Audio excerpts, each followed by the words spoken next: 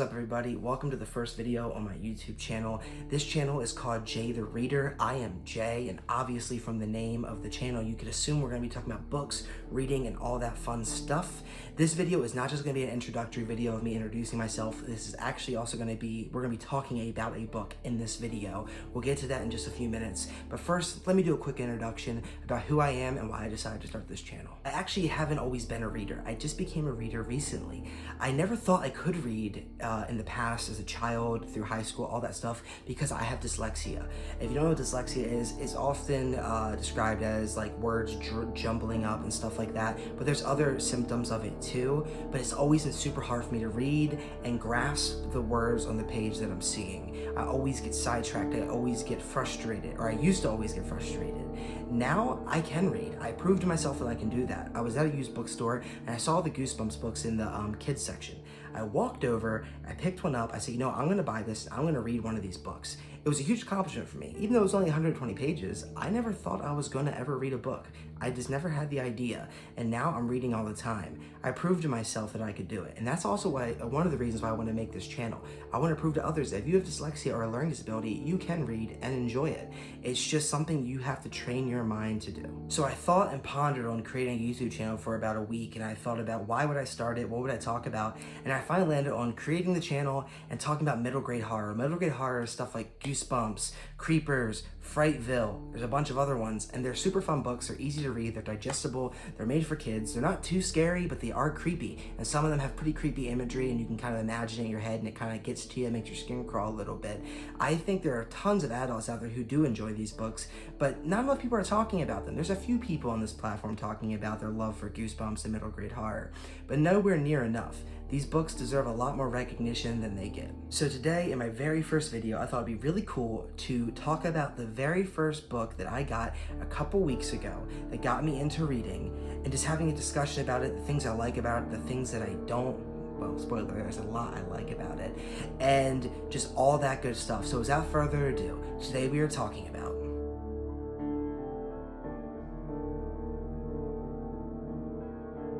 yes, One Day at Horrorland. This book has lived rent-free in my mind since a kid, when I used to see it at the elementary school library. It was not this cover, it was the original cover with the hands over the sign. I like that a lot more. I want to start collecting all of them and getting the original artwork. This is like the new, more CGI looking artwork, but yeah. The story about the Morris family and how they ended up at Horrorland on their way to another amusement park that they got lost going to. It's a classic. It's a very creepy atmosphere. This book lived rent-free in my head as a kid because amusement parks are something I used to love as a kid. And the thought of going to one that was scary and actually had that going to one where the workers actually had bad intentions towards me just creeped me out as a child. I don't know what it was. It just got under my skin. I never read it as a child. I saw the episode as a kid, but the book is a lot better than the episode, I'll say that. But it just creeped me out so much. And coming around and reading it as an adult, it still kind of creeped me out a bit. Let's get into this. The main character in this book is Lizzie. Like I said, her and her family were headed to a place called Zoo Gardens. They got lost because the dad forgot the map, but then he blamed the mom for not bringing the map or packing it. I don't know, but he messed up obviously, because usually it's the guy's fault. And he forgot the map, and they're in the middle of nowhere, and they stumble upon a sign while driving in the desert for Horrorland. And they are the kids are begging to go. It's Lizzie, her brother Luke, and his little wimp friend Clay. Clay is apprehensive, Luke wants to go, Lizzie is apprehensive, and because there's that big animatronic of the horror, because they're the Horrorland horrors, with the sign and the advertising, but they end up going, and their car blows up.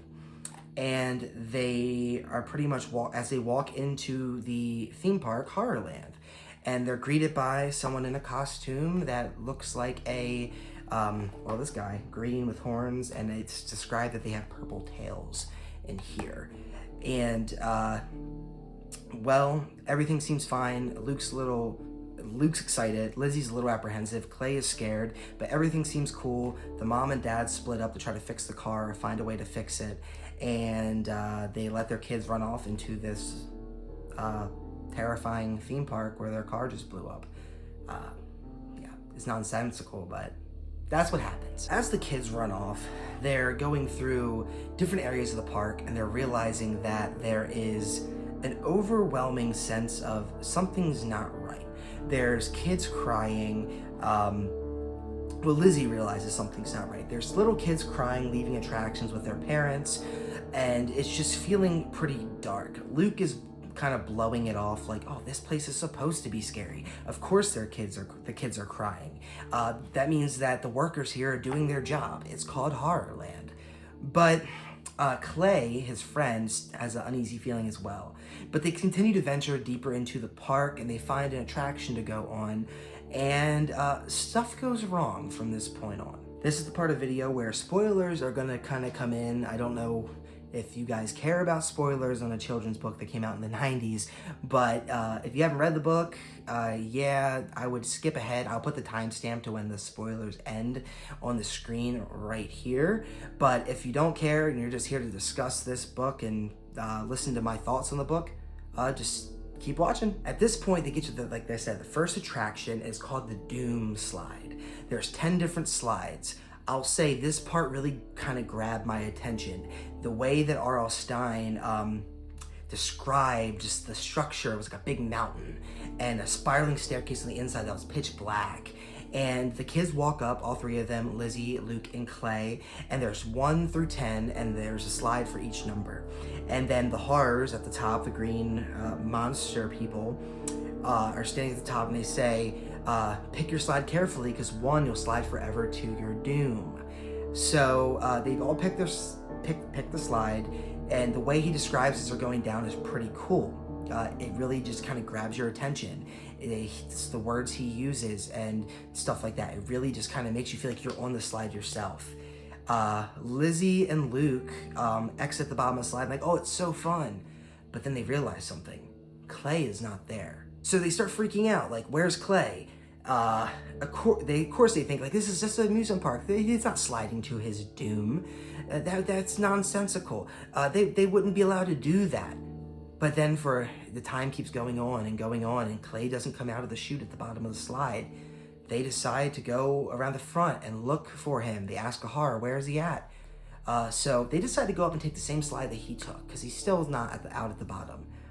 They took that slide, and it is intense. It's a longer slide. It's a scarier slide.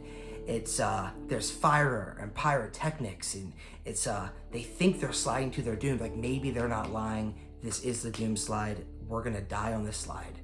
They finally come out at the end of the slide, and Clay is there, and he thought it was actually pretty fun. It was definitely scary, but they ended up realizing he didn't slide to his doom, and that maybe this place is just meant to scare you, and they meant to scare you really bad. But Lizzie starts getting more apprehension. She's like, this place may not be as safe as is letting on. But they say, screw it. Let's go to another attraction.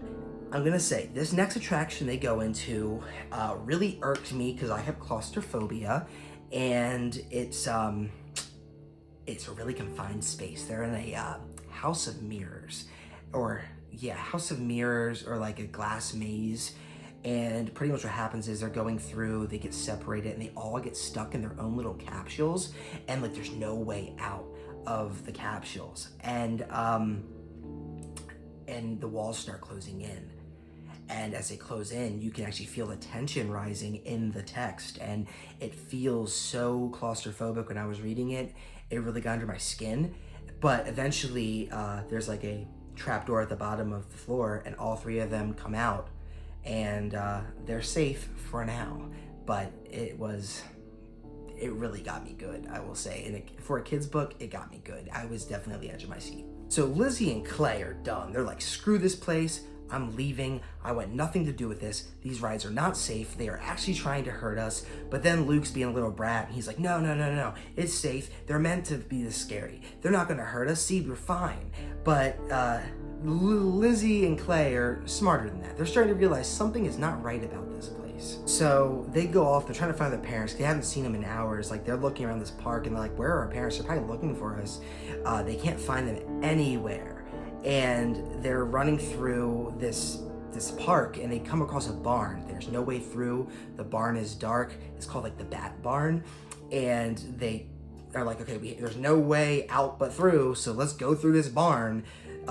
This is another very claustrophobic moment that creeps me out. The way he describes the smell of this barn is just gross and just like pungent. And then the doors close on the barn and all these bats start flying around and like they can feel them on their skin. It really creeped me out.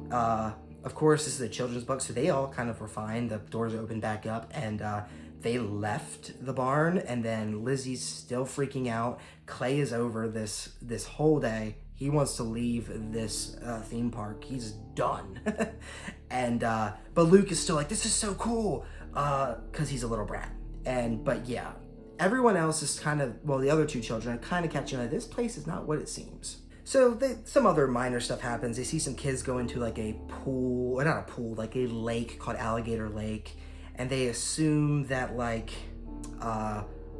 it's just a joke, and the kids go in, they keep walking. They finally kind of go to the front gate and they ask like, hey, have you seen our parents, to one of the Horrorland horrors, the people that they think are in costumes, but I'll just tell you now, they're not costumes. And they're like, no, your parents left like 2 hours ago, like you missed them. And they're like, this is impossible.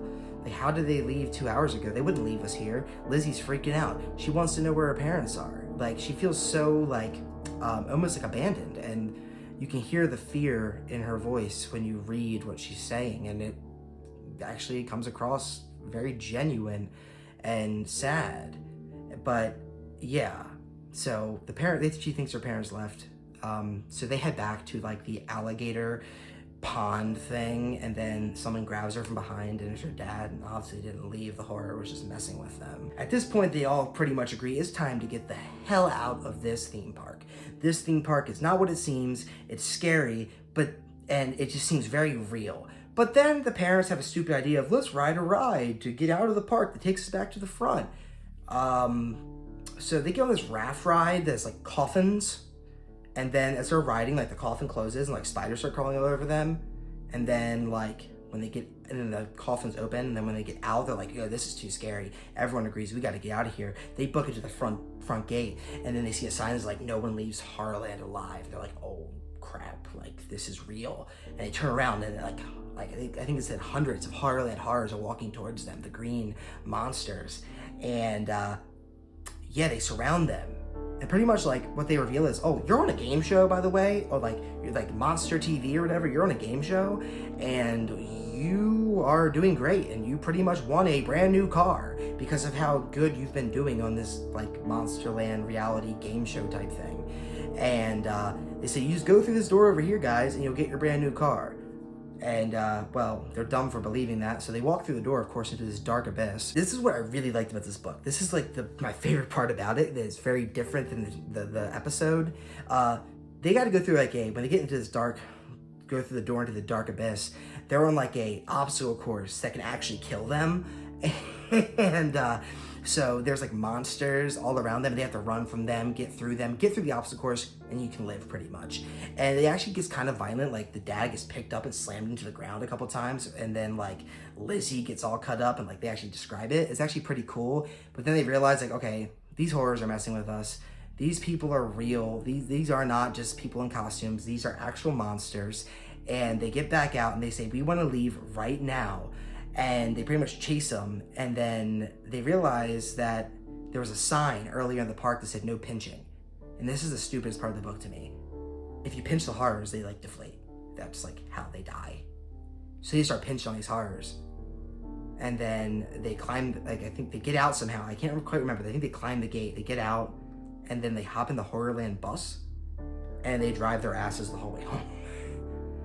And then the twist ending is there was a horror grabbed on, hanging onto the back of the bus, and it gives them next year's season pass. So yeah, there's a little quick rundown of what the book's about, and if you have never read it or just wanted to jog your memory, it was pretty fun to read, honestly. Let's talk about what I liked about the book and what I disliked about the book. And honestly, if I went the stuff that I disliked about the book, take it with a grain of salt because this is a children's book.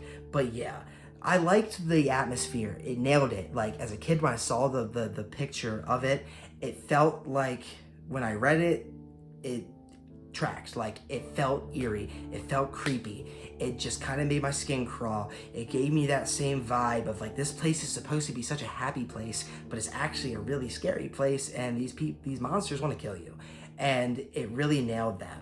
I also like the main character, Lizzie. She wasn't dumb. She knew something was up, and she wasn't stupid and just kind of denied it like her dumbass brother. She knew what was up, and it just made it so you kind of weren't wanting her to kind of get punished for being stupid. I really enjoyed that. The parents were dumb as dirt. They went on that ride after they already knew something was wrong, but I liked that Lizzie was smart. And the last thing I really want to say that I liked about the book was just how fun it was. It was easy to read. It was entertaining. It kept you captivated. R.L. Stine's always good at doing that. Of course, there's some stinkers he wrote, but he's always good at doing that, and I loved it. I loved the way this book read. I loved the pacing. I loved everything about it. Some of the stuff that was stupid or some stuff that I disliked. The parents were dumb. If your car blows up, you don't send your kids off into an amusement park by themselves, but obviously it had to happen or the book wouldn't have been a thing. Secondly, the whole pinching the horrors to deflate them. Are you kidding me? Like, you couldn't make it a little more graphic? Like, if you pinched them, they exploded. They just deflated like a balloon. I mean, literally a scene before in the book, there were monsters picking up the Morris family, slamming them onto the ground and cutting them. And they had to just end it with, oh, well, if you pinch them, they deflate. That was kind of stupid to me. And the little brother in this book got on my nerves to no end. He was the only part that I actually didn't like about the characters. Like, when he would be talking, it's like, just shut up, little homie. He was just stupid and naive the whole time. But overall, One Day at Horrorland lived up to what I wanted to be as a child, and it was the first book that I have read in a pretty much ever, like, without being forced to read it for school. This is the first book I ever picked up to say, you know what, I'm gonna read this book. And I'm glad I did, because it got me into the world of books. And I thought it'd be special to talk about that for the very first video of this channel. On this channel, I kind of want to do like a rating of the book that I'm talking about. And I don't know how I'm going to flesh that out really yet, but let's just say, let's do a scare factor. That's what I'm rating right now. Scare factor, I'll give it a 3 out of 5. It's eerie. It definitely had me on the edge of my seat. There's some parts that really mess with my claustrophobia. It was a lot of fun, and it was definitely a creepy book. Let's do a fun scale. On a scale of 1 to 5, I would give the fun scale 4. It was fun, maybe even a 4.5. It was a lot of fun to read. I was never bored at all during this book at all. And I really enjoyed it. I would give it a 4 or a 4.5. Let's do 4.5. And let me just do a book overall score. I would give One Day at Horrorland a 4.5 out of 5 overall. I recommend this book for adults and children alike. It was a very enjoyable book, a very creepy book, lived up to the hype that I gave it as a kid from the cover. I love this book. It holds a special place in my heart. I hope you guys enjoyed this first video. I'm a little nervous, so I may not be portraying or putting on the best YouTuber voice or whatever, but I really do want to come in here and talk about books, especially middle grade horror. It's a passion of mine. It's something that I have put a lot of time into in the last 3 weeks, and I just love it. I love it, love it, love it. Thank you for watching this video. If you subscribed, thank you. Tons of more content's gonna be coming. Thank you all. God bless. I'll catch you in the next video.